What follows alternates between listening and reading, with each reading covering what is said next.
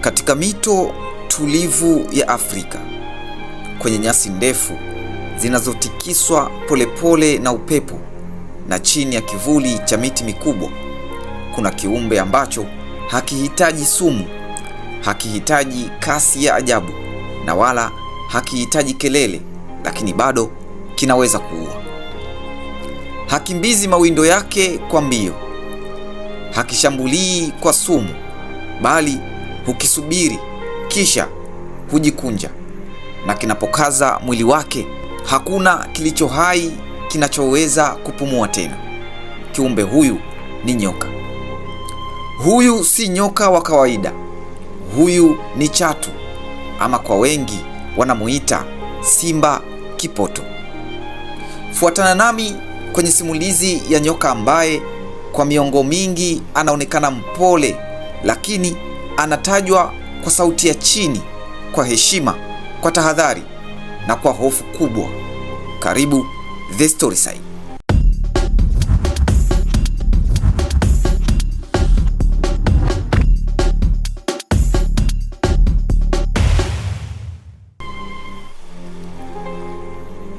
Chatu ni nyoka mkubwa asiye na sumu, anayejulikana kisayansi kama African Rock Python. Ni mmoja wa nyoka wakubwa zaidi barani Afrika na duniani kwa ujumla. Kwa kiwango cha dunia, anaingia kwenye kundi la nyoka wakubwa wanaoshindana na aina kama Anaconda na Reticulated Python kwa ukubwa wa nguvu. Anapatikana katika maeneo mengi ya Afrika, kusini mwa jangwa la Sahara, kwenye mabonde ya mito, maeneo ya savana, misitu, mabwawa na maeneo yenye maji. Na hapa ndipo jambo la kwanza la kushangaza linaanza. Chatu si nyoka mdogo kabisa. Kwa kawaida anaweza kufikia urefu wa mita 3 hadi 5, na wengine wakubwa sana hufika hadi mita 6 au zaidi, na si urefu tu unaomfanya awe wa kutisha, bali hata unene wake. Mwili wake unaweza kufikia upana wa sentimita 20 hadi 30, wakati mwingine hata zaidi, kiasi cha kuwa mnene kama paja la mtu mzima. Hii ndiyo nguvu inayobeba uwezo wake wa kubana na kushikilia mawindo bila kuachia. Katika baadhi ya ripoti zisizo za kawaida, chatu wakubwa zaidi wamewahi kudaiwa kufika zaidi ya hapo, ingawa mara nyingi vipimo hivyo vinabaki kuwa nadra sana kuthibitishwa kisayansi. Uzito wake unaweza kufikia kilo 70 hadi 90 kulingana na umri na mazingira, na kadiri anavyozeeka ndivyo uzito wake unavyoongezeka na nguvu zake kuwa kubwa zaidi. Mwili wake ni mnene, mzito na umejaa misuli yenye nguvu isiyo ya kawaida. Kwa kweli, kila sehemu ya mwili wake imeundwa kwa ajili ya jambo moja, jambo ambalo ni kushika na kubana. Ngozi yake imefunikwa na magamba, scales, yenye uimara mkubwa, ambayo humsaidia kujilinda dhidi ya majeraha, kupunguza msuguano anapojongea na kujificha kwa ufanisi kwenye mazingira yake. Rangi yake ipoje? Rangi yake ni ya kahawia, kijivu na michoro ya kuvutia inayomsaidia kujificha. Michoro hii si ya mapambo tu, ni mbinu ya maisha. Inamruhusu kuchanganyika na majani makavu, udongo na kivuli cha miti. Mara nyingi macho ya binadamu hayawezi kumtambua hadi hawe karibu sana. Na hapa kuna jambo lingine muhimu ambalo wengi hawalijui. Chatu ana uwezo wa kusikia mtikisiko wa ardhi kupitia mwili wake. Hii ina maana kwamba hata kabla hujamuona, tayari anaweza kujua kuwa kuna kitu kinakaribia. Pia ana ulimi wa aina ya forked tongue, ulimi uliogawanyika ambao hutumika kukusanya chembe-chembe za harufu hewani na kuzichambua kupitia kiungo kinachoitwa Jacobson's organ. Kwa lugha rahisi, chatu huonja mazingira ili kujua nini kipo karibu.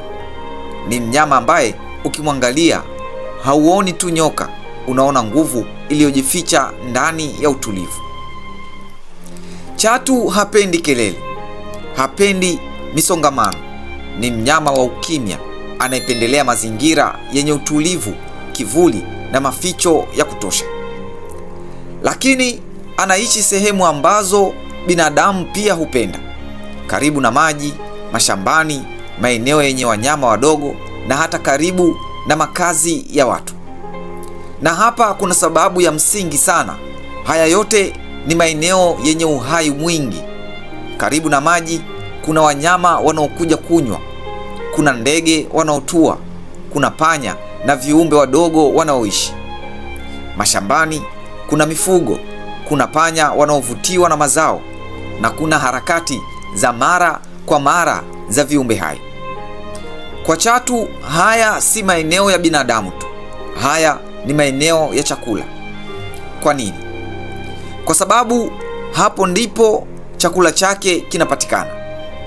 Chatu hula panya, ndege, mbuzi, mbwa, swala na wakati mwingine mifugo ya watu, lakini kuna jambo la ziada ambalo wengi hawalizingatii. Chatu huvutiwa sana na maeneo yenye harufu ya wanyama.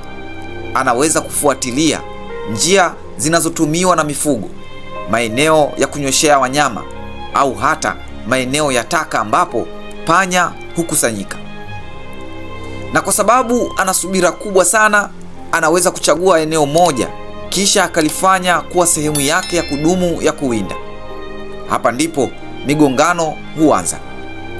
Mkulima anaenda shambani, mchungaji anaenda malishoni, bila kujua kuwa kuna macho mawili yamejificha kwenye nyasi yakimsubiri kimya kimya. Na si macho tu, ni mwili mnene uliolala bila kusogea, ukiwa umejificha kwa ustadi mkubwa, kwa sababu chatu ana uwezo wa kujificha kiasi kwamba unaweza kupita mita chache kutoka kwake na usimuone kabisa. Lakini yeye tayari amekuona. Ila ukweli ni huu: chatu hamtafuti binadamu. Binadamu ndiye anaingia kwenye eneo lake. Na hapa kuna ukweli mwingine wa kisayansi. Chatu ni mnyama wa eneo, yaani territorial kwa kiwango fulani.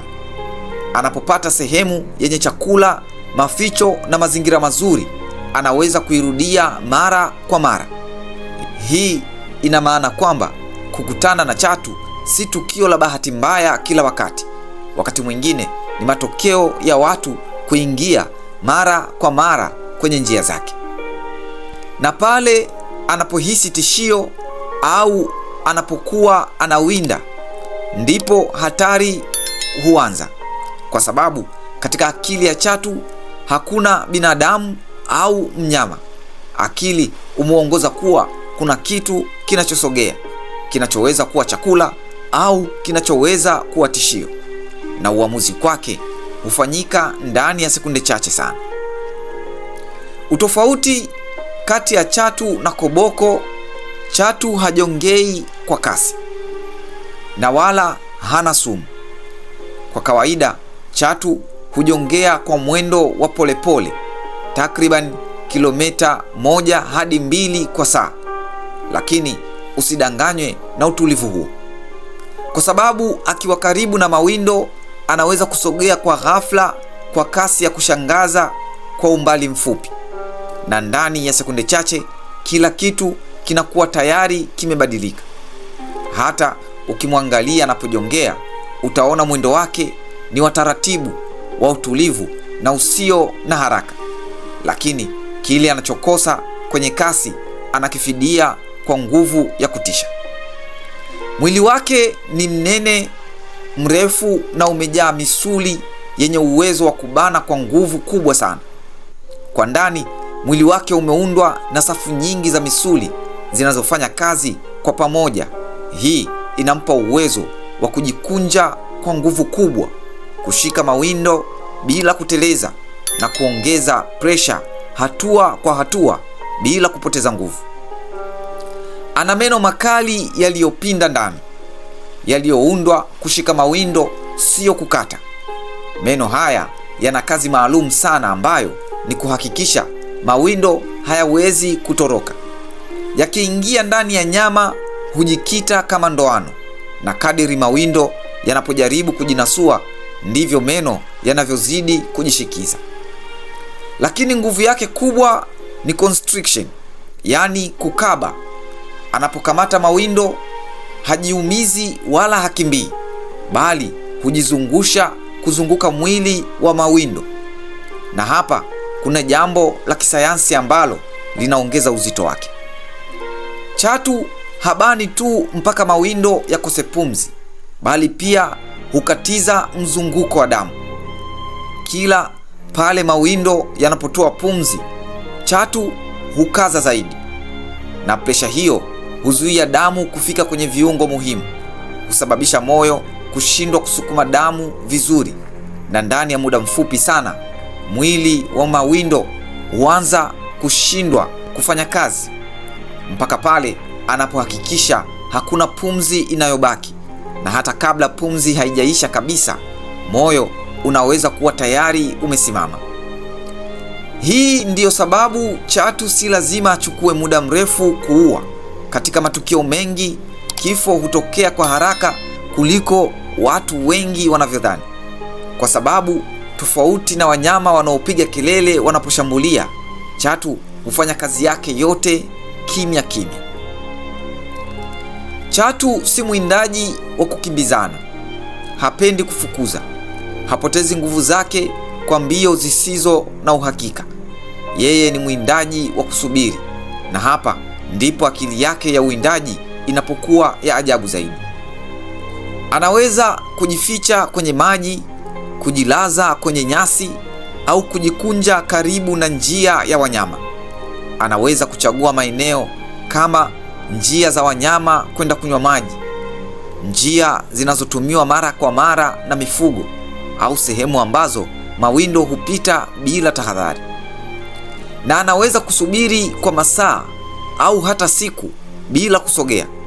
Katika muda huo, mapigo ya moyo wake hupungua, mwili wake unakuwa tulivu kabisa, na hata pumzi yake inakuwa ndogo kiasi kwamba ni vigumu sana kumgundua. Ni kama gogo, lakini gogo lenye uhai. Kisha ghafla anashambulia, na shambulio lake halihitaji muda mrefu. Kwa sekunde chache tu anang'ata, anajifunga na anaanza kukaba. Kitu cha kushangaza zaidi, chatu hutumia joto la mwili wa mawindo kumtambua. Ana viungo maalum vinavyoweza kuhisi mabadiliko ya joto, vinavyomsaidia kugundua wanyama hata gizani au kwenye vichaka vizito. Hii ina maana kwamba hata kama macho hayamuoni vizuri mawindo, bado anaweza kuyahisi, na baada ya mawindo kufa, chatu hummeza mzima mzima. Yeye kwake hakuna kukata, hakuna kutafuna, na hapa ndipo ajabu kubwa zaidi ilipo. Taya za chatu hazijaungana kama za binadamu. Zimeunganishwa kwa mishipa laini inayoruhusu kupanuka sana, kusogea kila upande na kufunguka zaidi ya ukubwa wa kichwa chake. Anaweza kumeza mbuzi mzima, swala mzima, hata mnyama mkubwa kuliko kichwa chake. Na wakati wa kumeza hutumia misuli kusukuma mawindo ndani hatua kwa hatua. Meno yake husaidia kuvuta mawindo kuelekea ndani, na mchakato huu unaweza kuchukua muda mrefu kulingana na ukubwa wa mawindo. Ni mchakato wa polepole lakini wa uhakika, kwa sababu kwa chatu kila mlo ni uwekezaji wa muda mrefu wa maisha yake, na baada ya hapo mazingira hurudi kuwa tulivu tena. Baada ya kula, chatu hafanyi kitu. Hafuatilii mawindo mengine, hakimbii, hawindi tena mara baada ya kula, bali anajificha, anatuliza mwili wake. Mara nyingi atatafuta kivuli cha miti, shimo la ardhini, au eneo lenye joto la wastani. na hapo huanza mchakato ambao wengi hawauoni, lakini ndio muhimu zaidi katika maisha yake. Kwa nini? Kwa sababu mmeng'enyo wake ni wa ajabu sana. Mwili wake hutoa asidi kali sana. Hii ni hydrochloric acid. Huvunja mifupa, nyama na kila kitu. Lakini si hilo tu, mfumo wake wa mwili hubadilika kabisa baada ya kula. Ndani ya muda mfupi, mapigo ya moyo huongezeka, mfumo wa mmeng'enyo huamka kwa nguvu kubwa, na viungo vya ndani kama ini au utumbo huongeza kazi zake mara kadhaa. Ni kama mwili wake unabadilika kutoka hali ya kupumzika na kuingia hali ya kusaga kila kitu kilichoingia mwilini. Jambo la kushangaza zaidi, chatu anaweza kumeng'enya hata mifupa mikubwa. Mfupa, nyama, ngozi, vyote umeng'enywa na mwili wake. Kitu pekee kinachoweza kubaki ni nywele, pembe au vitu vigumu sana visivyoweza kumeng'enywa, ambavyo baadaye hutolewa nje ya mwili. Katika kipindi hiki chote, chatu huwa dhaifu kidogo au huwa hatarini, kwa sababu hawezi kukimbia haraka. Mwili wake umejaa chakula na nguvu nyingi zimeelekezwa kwenye mmeng'enyo. Ndiyo maana hujificha kwa makini sana, na anaweza kuishi wiki kadhaa au hata mwezi bila kula tena. Hii inategemea ukubwa wa mawindo aliyokula, joto la mazingira na hali ya mwili wake. Kwa mlo mmoja mkubwa anaweza kuishi muda mrefu sana bila kuinda tena. Hii inamfanya kuwa mnyama wa subira, uvumilivu na ufanisi mkubwa wa kuishi. Kwa sababu tofauti na wanyama wanaohitaji kula kila siku, chatu anaweza kusubiri na bado akaendelea kuishi bila shida. Na katika ukimya huo wa baada ya kula, ndipo maisha yake yanakuwa ya polepole zaidi, lakini yenye uhakika mkubwa wa kuendelea kuishi. Chatu ni nyoka wa mayai, yani oviparous. Tofauti na baadhi ya nyoka wanaozalisha watoto hai, chatu hutegemea mayai kama mwanzo wa kizazi chake kipya. Jike hutaga mayai 20 hadi 100, lakini idadi hii hutegemea umri wake, ukubwa wake na afya yake kwa ujumla. Kwa upande wa umri, chatu si mnyama wa muda mfupi. Anaweza kuishi miaka 15 hadi 20 porini, na zaidi ya hapo akiwa kwenye uangalizi. Na kadiri miaka inavyosonga, ndivyo mwili wake unavyozidi kuwa mkubwa na nguvu zake kuwa nzito zaidi, kwa sababu chatu haishi tu, anakuwa na uzoefu wa kusubiri, kushika na kushinda. Kadiri chatu anavyokuwa mkubwa, ndivyo uwezekano wa kutaga mayai mengi unavyoongezeka. Na tofauti na nyoka wengi, chatu hulinda mayai yake. Hii ni tabia ya kipekee sana kwa nyoka. Baada ya kutaga, jike hujizungusha kuzunguka mayai yake, huweka mwili wake juu ya mayai kama kinga, na hubaki hapo kwa muda wote wa ukuaji wa mayai. Hujizungusha juu yake na hata hutetemesha misuli yake ili kutoa joto. Hii huitwa shivering thermogenesis. Kwa lugha rahisi, chatu ana uwezo wa kuongeza joto la mwili wake kidogo ili kusaidia mayai kukua vizuri, hata kama mazingira ya nje si ya joto sana. Hii ni kama mzazi anayekaa juu ya watoto wake akihakikisha wanaanza maisha katika mazingira salama. Katika kipindi hiki, jike mara nyingi hali chakula, hubaki mahali pamoja na hulinda mayai yake dhidi ya hatari yoyote. Hiki ni kipindi cha uvumilivu mkubwa sana. Baada ya takriban miezi 2 hadi 3, watoto hutoka, na hapo ndipo hatua ya kushangaza zaidi inapoanza. Watoto wanapotoka tayari huwa wana meno, tayari huwa wana uwezo wa kujitetea, na tayari huwa wana silka ya kuwinda. Na kama ilivyo kwa nyoka wengi, hawafundishwi na hawalindwi baada ya mayai kuanguliwa. Jike huondoka, hakuna malezi, hakuna mafunzo, hakuna ulinzi wa muda mrefu, bali wanaanza maisha yao peke yao. Na ukweli mgumu ni huu, si wote wataishi. Wengi wao wataliwa na ndege, watashambuliwa na wanyama wengine, au watashindwa kupata chakula.